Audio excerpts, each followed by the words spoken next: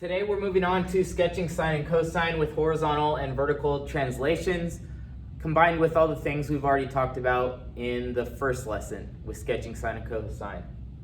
So I want you to recall these two. We called these the general form of sine and cosine.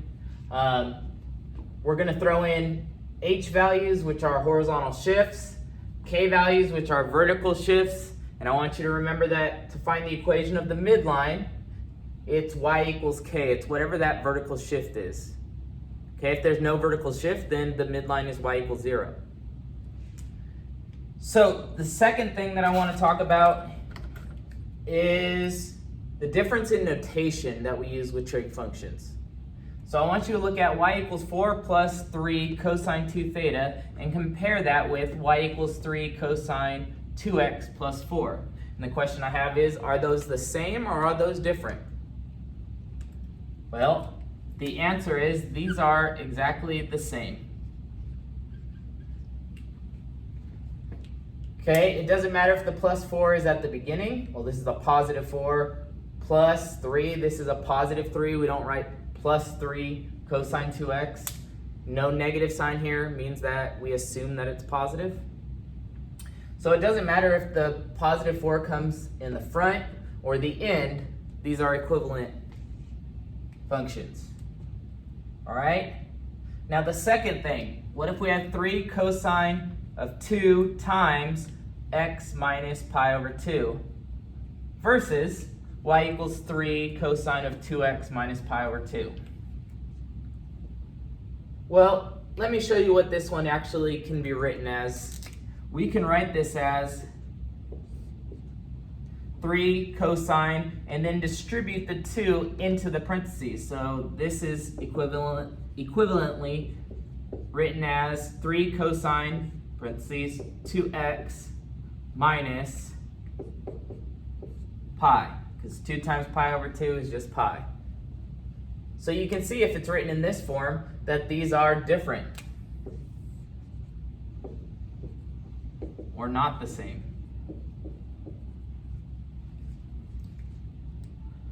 All right, now, the third case, I want you to compare y equals sine 2x plus 3 versus y equals sine of parentheses 2x plus 3 versus y equals sine of 2x in parentheses plus 3. All right, now let's combine these two. Okay, now look at our general form for sine. Do you see how the stuff occurring within the sine function, I call this within the sine function because it's sine of this value? See how it's always in parentheses? And then we have this plus k out here. So really, what this is saying, it's sine of 2x and then add 3. Okay? This says take the sine of the quantity 2x plus 3. So these are completely different. So these are not the same. Okay, and then I want to look at the last two equations. Y equals sine 2x plus 3 and y equals sine in parentheses 2x plus 3. All right, now in this one, these two are exactly the same. You don't always have to use parentheses if there's only one thing you're taking the sine of. Like, I can add parentheses here and that doesn't change that expression. So those are the same. So we need to form a basis for how the notation is so that we can understand what's happening as far as shifts, compression, stretches, all of that. So let's look at our first example. So for each, we're going to find or identify all of these things: the amplitude, the value of b, and the period, the horizontal shift if there is any, the vertical shift if there's any, reflections if there's any. I want you to sketch one period and evaluate the function at the given x value to verify the graph. All right, so we're going to evaluate y equals negative sine of 2x plus 4. And let's evaluate for x equal to 3 pi over 4.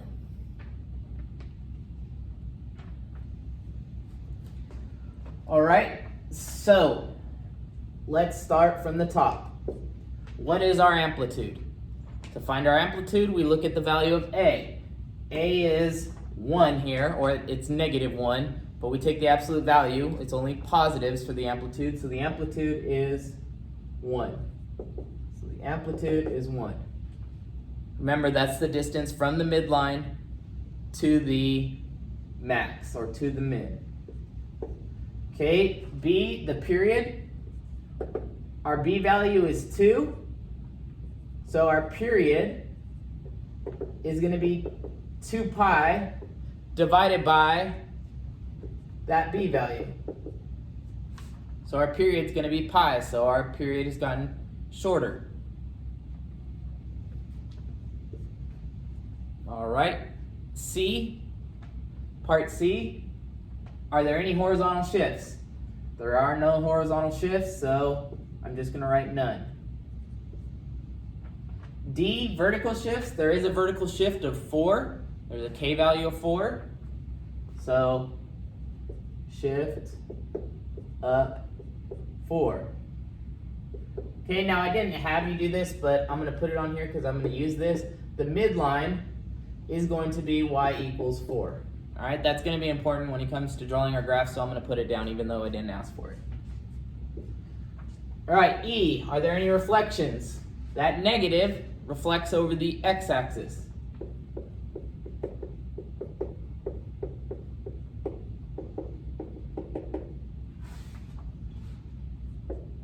Okay, now we need a sketch.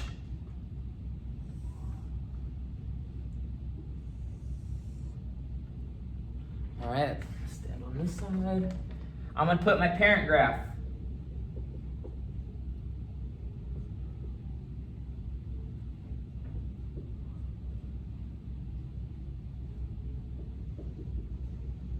So we're starting with sine, so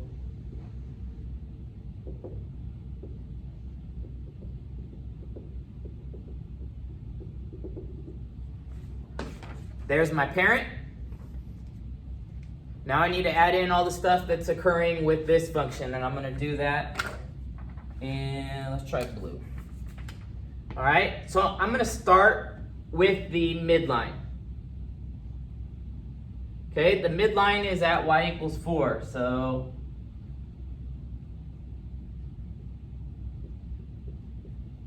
there's 4. So there's my midline. Okay, next I'm going to see how high and how low it's going to go using the amplitude. So the amplitude is 1, so it's going to go up to 5 and down to 3. All right, because that's a distance of 1 between the midline and the max and the midline and the min. Okay, now I need to figure out my critical values because the period has changed. So to find the critical values, remember you take the period and divide it by 4 because there's 4 critical values in a period. So my critical values are going to be pi over 4, and it's going to go up by 1/4 each time. So pi over 4, pi over 2, which is 2 pi over 4, then 3 pi over 4, and then 4 pi over 4, which is pi. Okay, so my critical values are going to be pi over 4, pi over 2, which is already there, 3 pi over 4, and then pi. Okay, so I got my amplitude, the period on there. I have the shift up 4 because that changed my midline. So I need to reflect that over the x-axis. Now, it's not going to be over the x-axis. Well, we could reflect it over the x-axis and then apply the shift, but it's actually going to be reflected over this midline. That's what it's going to look like on this graph, but we still say it's reflected over the x-axis because that's the type of reflection that it is. All right? So, it's a sine wave, so sine normally starts from 0, 0, which in our case is 0, 4 because of the shift up. And instead of going to a max, we're going to go down to a min, but at pi over 4. Then at pi over 2, our next critical value, it's going to go to the midline. At the next critical value, it normally goes to a minimum, but since we have a reflection, it's going to go to a maximum. So at 3 pi over 4, it's going to be at 5. And then at pi, it's back to the midline.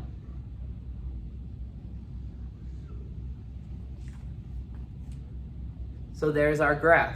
That blue graph is the graph of y equals negative sine of 2x plus 4.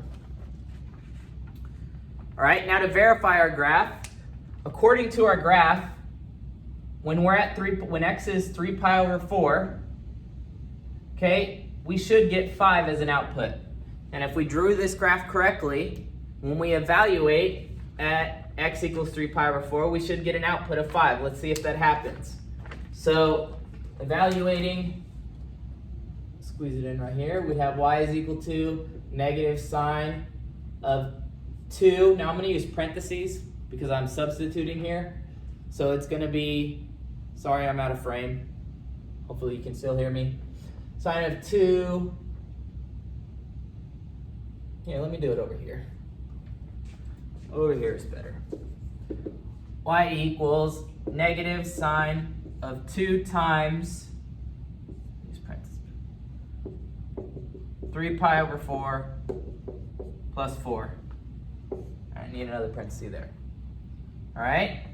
So let's simplify that. We need to multiply inside the parentheses first. So 2 times 3/4 is 6/4, which reduces to 3 pi over 2. And then I have plus 4. So now evaluate. The sine of 3 pi over 2. The sine of 3 pi over 2 is negative 1. So we have negative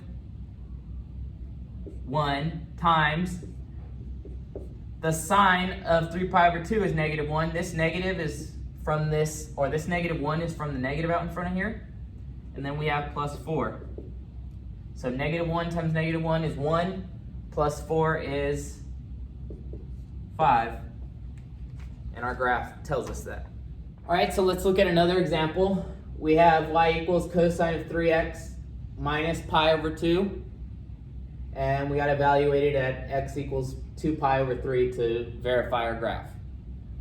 All right, now I first have to mention the standard form for, or the general form for cosine looks like this.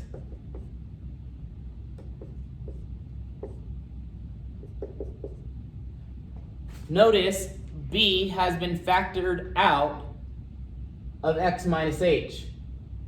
Okay, so we're not exactly in that form here. So what I'm going to do is take this 3x minus pi over 2 and put it into this form. So I'm going to factor out that number that's in front of x, so I can see exactly what that shift is. So in doing that, all right, I'm factoring out a 3, and factoring is like division. So we're dividing a 3 out of 3x and out of pi over 2. So to figure out what this number is going to be, you take pi over 2 and divide it by 3, which is the same thing as saying pi over 2 times 1/3, which is pi over 6. Okay? So now we have it in that general form, and now we can continue on the problem. So we need to go, hey, what's the amplitude? The amplitude is 1. What's the value of b? It's 3. So our period is 2 pi over 3. All right. Moving on, are there any horizontal shifts? Yes, there's a shift. Now, since this is minus, you might want to say it's shifting to the left, but it's opposite of that. Okay, it's opposite of that, so you're shifting to the right. Pi over 6 units. And if you had a good Algebra 2 teacher, they would have drilled in your head that when it's a transformation that affects the x values, that it's opposite of what it looks like happens. Like this looks like you're going to multiply all the x's by 3, but actually it's a division by 3. Okay, this creates a horizontal compression. Okay, and we can see that because our period has shortened. 2 pi over 3 is less than 2 pi. All right, so D, are there any vertical shifts? No, there's no K value. E, are there any reflections? No. So F is, let's draw our graph. All right, so give yourself plenty of room on this graph.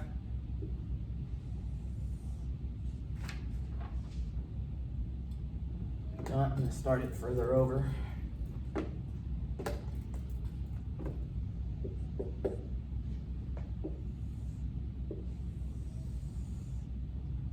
Okay, I'm really going to spread out my critical values of the parent.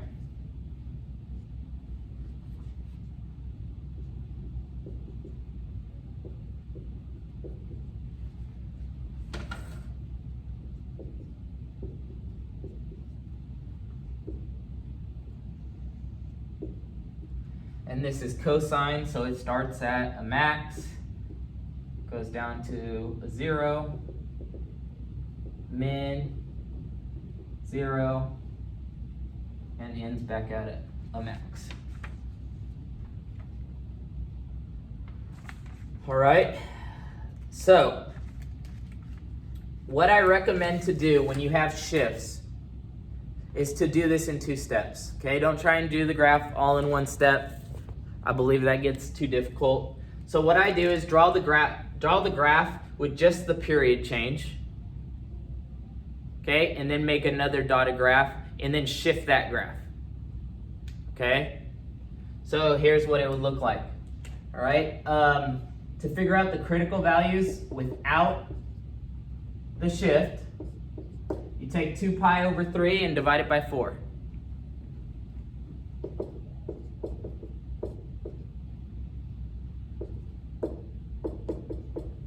Which is the same thing as saying 2 pi over 3 times 1/4, which is 2 pi over 12 or pi over 6. So each critical value is pi over 6. So it's going to start at the same place. The first critical value is going to be pi over 6. The second critical value is going to be 2 pi over 6, which is pi over 3.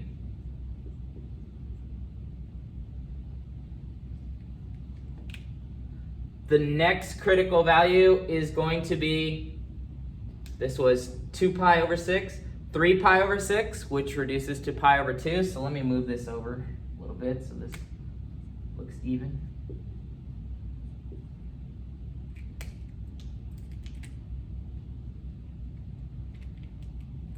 Okay, so here's our next critical value, and then the last critical value is going to be at 2 pi over 3.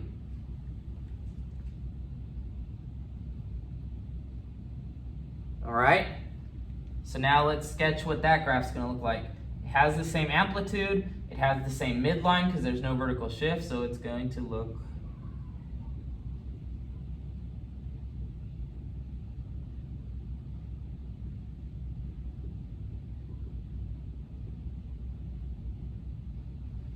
like that.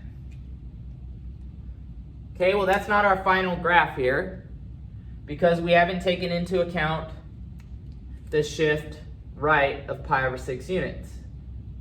All right, so how do I take this graph and shift it over pi over 6 units? Well, I just take each point here and move it to the right pi over 6 units. Now, this problem is easy because all of our shifting lies on these critical values. Well, we're going to need to make a critical value past 2 pi over 3. Okay, if it didn't happen that way, then just take the critical values that you have and add or subtract, depending on the shift, whatever the shift value is. Okay, and then you might have to make some new points on the graph, but it's just adding and subtracting fractions. So I'm going to add pi over 6 to this first point, and it's going to land me right here. Okay, if I shift this point over pi over 6, it's going to bring me to pi over 3. If I shift this point from pi over 3 over to the right pi over 6, it brings me to pi over 2. Okay, at pi over 2, that point's going to be shifted to 2 pi over 3. And then 2 pi over 3, which you remember if we're talking in sixths, this was 4 pi over 6. So our new ending point for one period is going to be 5 pi over 6. So this point moved over pi over 6.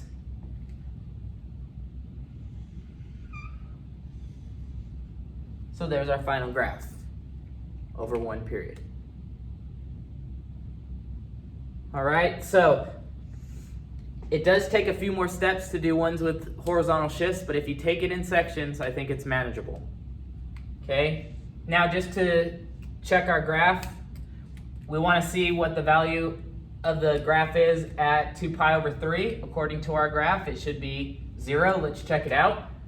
So we have y equals cosine of 3 times x, which x we want to evaluate at 2 pi over 3. And we want to subtract pi over 2. So let's do a little arithmetic here. The 3's will cancel, so we have cosine of 2 pi minus pi over 2, which is cosine of 3 pi over 2, if you subtract these two, which the cosine of 3 pi over 2 is 0. And you're like, how do you get that so quickly? Well, look, you have the parent function for cosine right here. The cosine of 3 pi over 2 is just 0. So once you learn to use the graph and use the resources you have available to you, all this stuff starts to blend together and it really starts to make sense. But it's getting to that point that's the hard part. All right?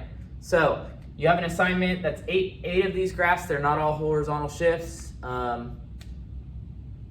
Good luck with it. Let me know if you have any questions, and I'll talk to you soon.